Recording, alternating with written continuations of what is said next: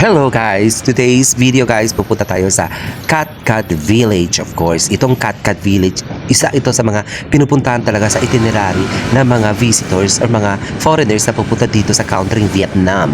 Of course guys, nagmotor lang ako, grab motorbike going to Katkat Village. Of course, galing ako dito sa main Sapa City Center. Yes mga amigas and amigas, it's very accessible talaga dito ang mga destinations kung mag-grab kayo kasi of course ang bilis-bilis lang since ako lang mag-isa, nagbabike lang ako, motorbike, grab motorbike, so mabilis lang talaga.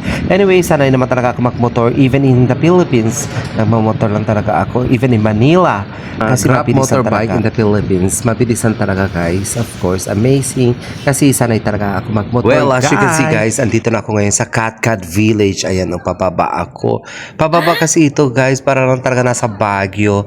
Bawat daan ninyo ganyan, marami nagbebenta ng kung ano-ano, mga ethnic inspired costume, mga pagkain na galing talaga dito sa kanilang village. As you can see guys, ito ang livelihood nila. As you can see, medyo slippery guys ang daan, kaya ingat-ingat kayo dito sa pagbaba. Baka mamaya madulas kayo, mahulog kayo,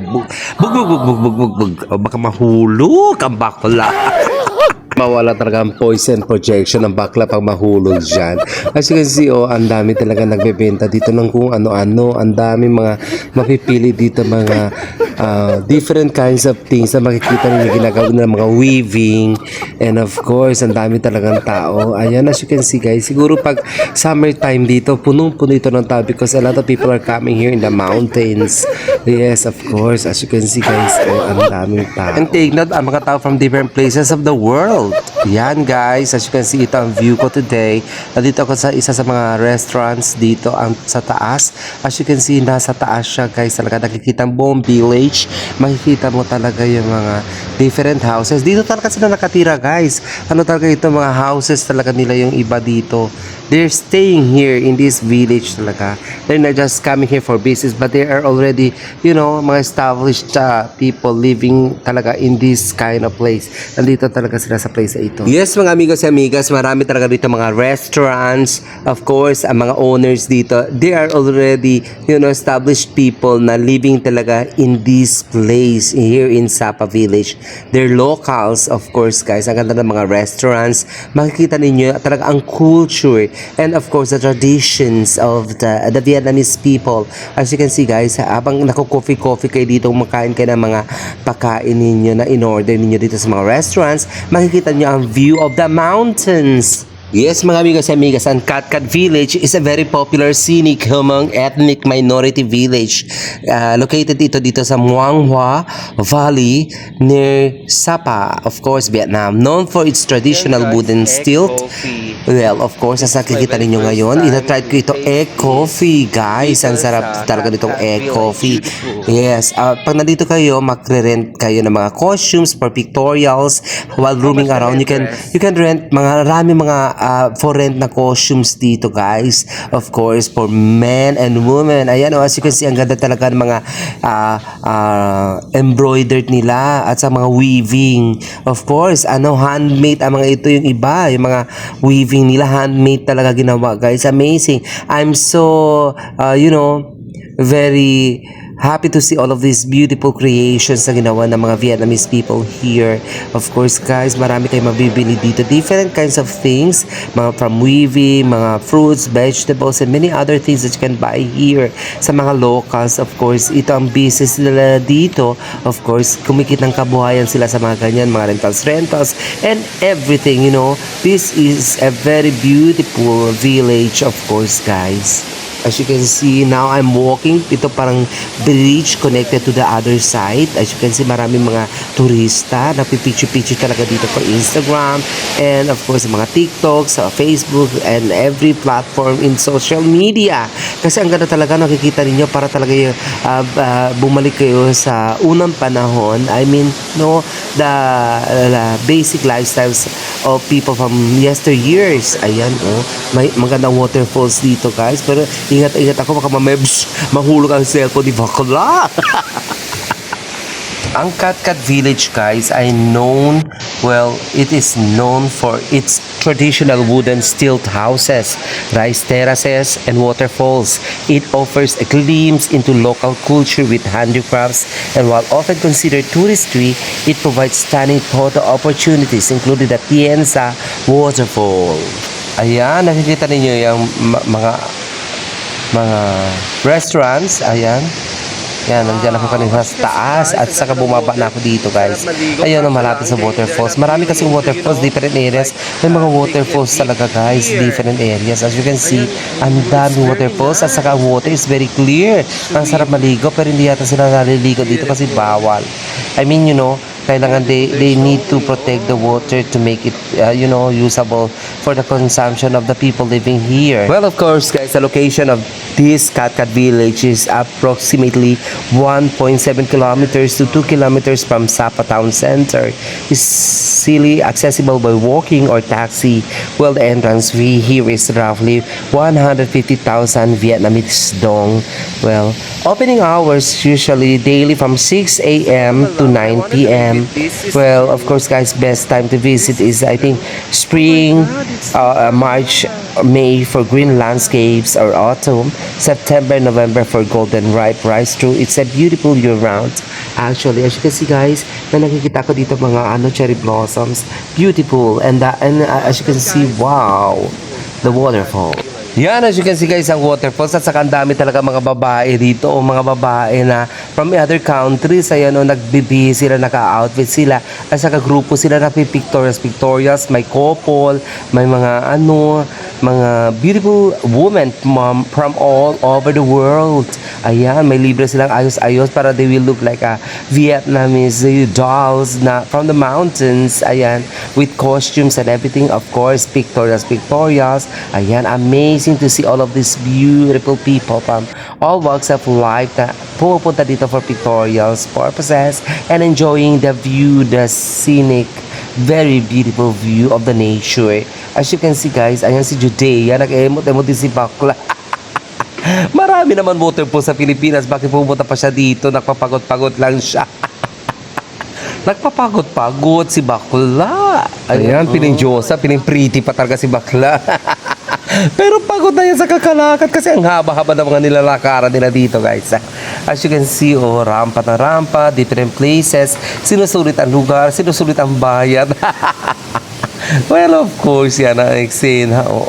Ay, beautiful. Nakikita niya mga cherry blossoms. Ayan, wow, ang sarap naman maligo dito. Kasi bawat corner, bawat area pupunta ninyo, may mga waterfalls na maliliit, malaki, maliit, ganyan, maraming drama. Ang waterfalls dito, and the water is very clear from the mountain. Pero bawal yata talaga maligo dito, guys, kasi kung given the opportunity, of course, maliligo si Bakla. Mahilig ka sa water, guys. Well, sa nakikita ninyo itong waterfalls, guys. Amazing ang waterfalls. Ang ganda talaga.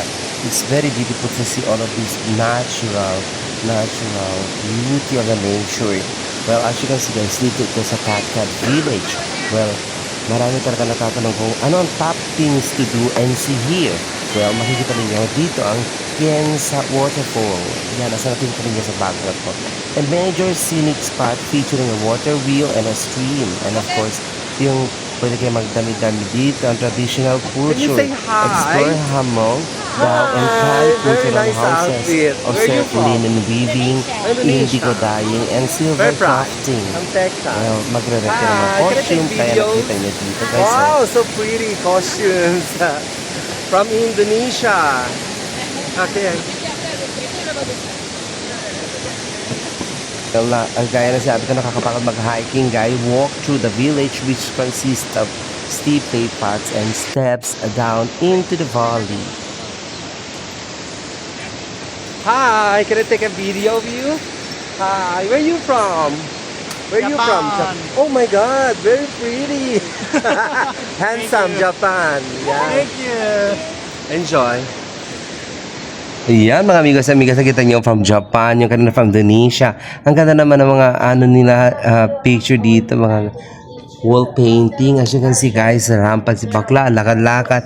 Naghanap ako ng, ayun, as you can see, ito ang ano nila, parang ano, dito nagpe-perform, parang mayroon silang mini stage sa loob. As you can see guys, dito nagpe-perform, para mga cultural events. Ayan dito sa loob ng parang beautiful stage indoor na nandito nakikita ninyo ngayon.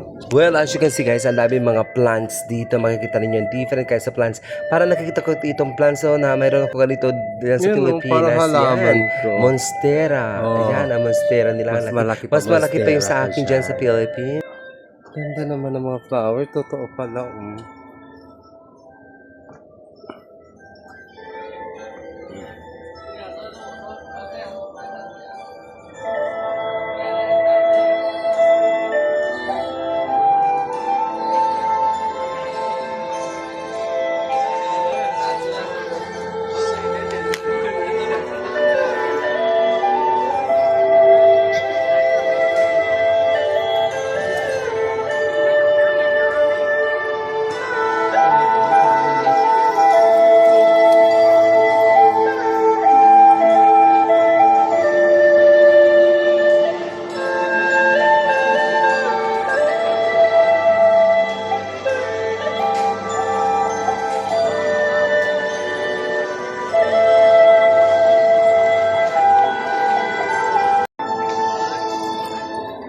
Guys, after long walk, nung dumating na ako dito sa bandang gitna, ayan o, pwede kayo umupo dito at saka makita ninyo sa the other side, nagpe-perform ang mga cultural dances, mga ethnic dances ng mga performers dito sa Katkat Village. Ayun, as you can see, nagsasayaw-sayaw sila, mga cultural dances nila. As you can see guys, di ba? Wow, amazing to see all of these performers na mga natives talaga sila from here.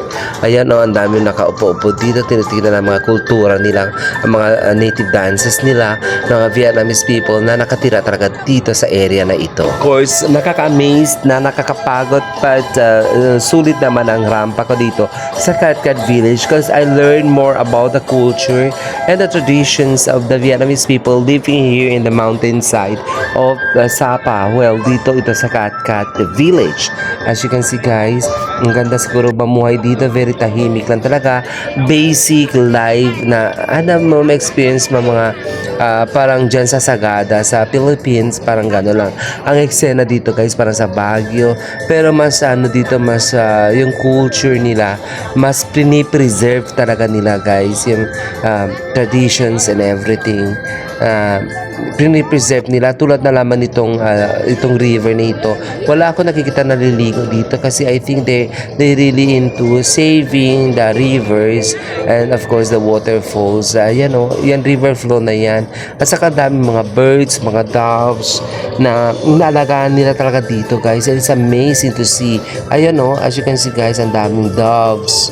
Well, beautiful community, and I think that I'm really very amazed with the culture that they are sharing and telling the world that this is who we are, parang ganon.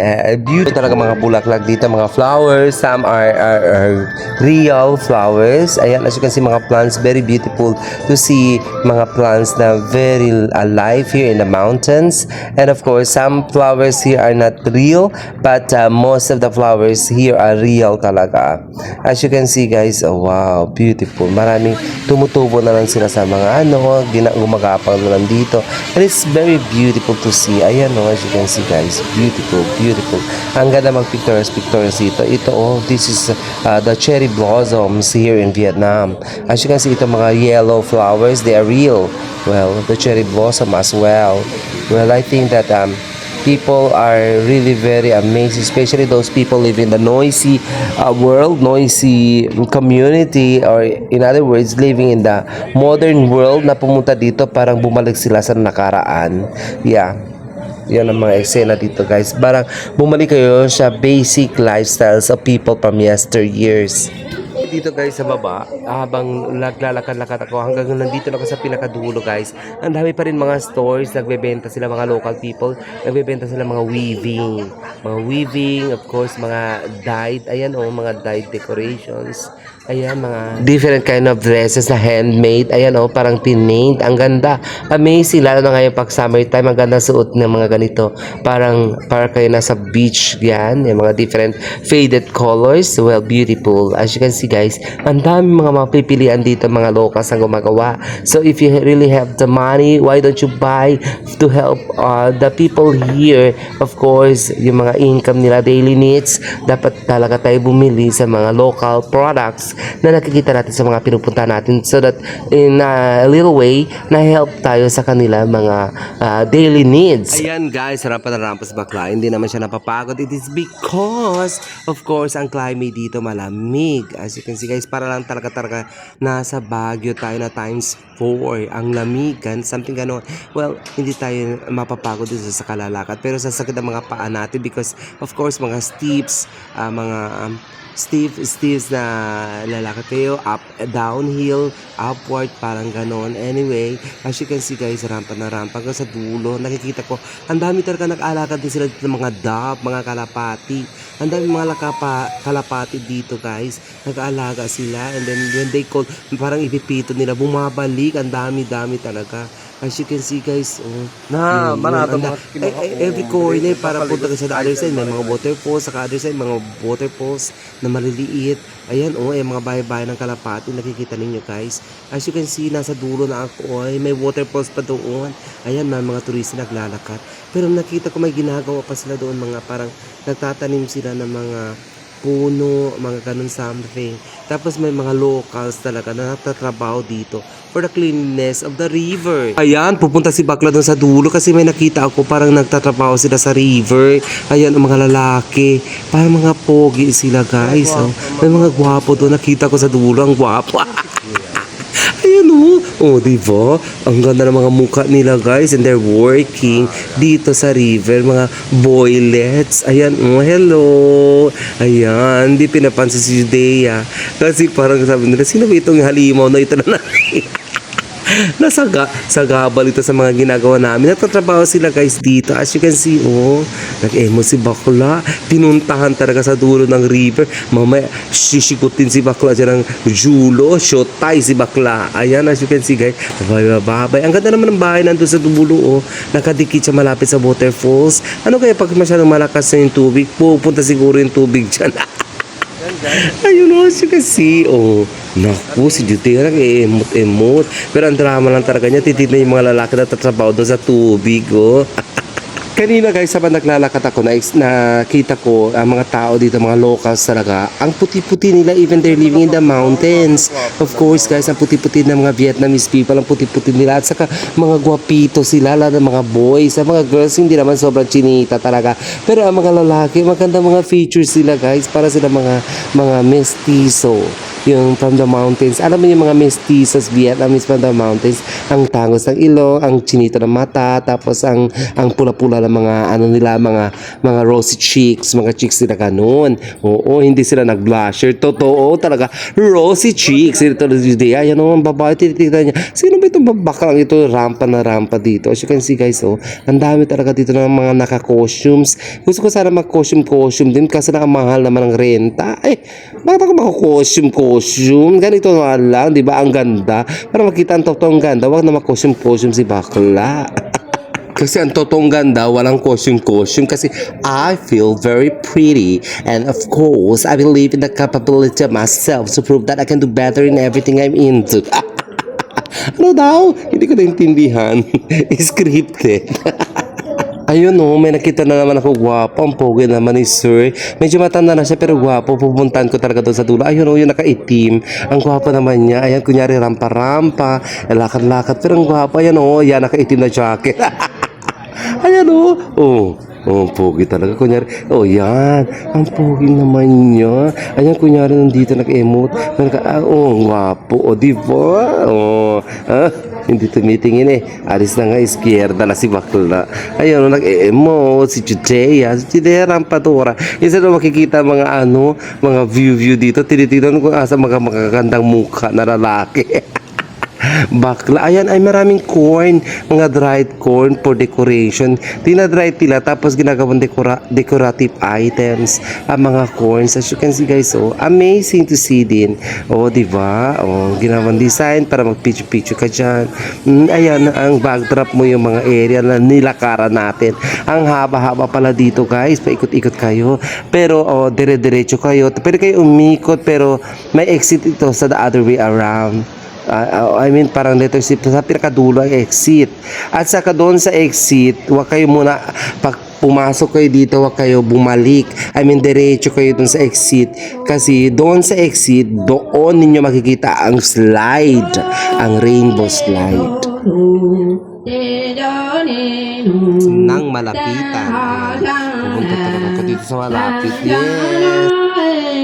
照了他都这要多，一年的提升忙而且有了到你那个别样，但是我却过高路，人路的路，现在来有的人子的明的年，老老的大海。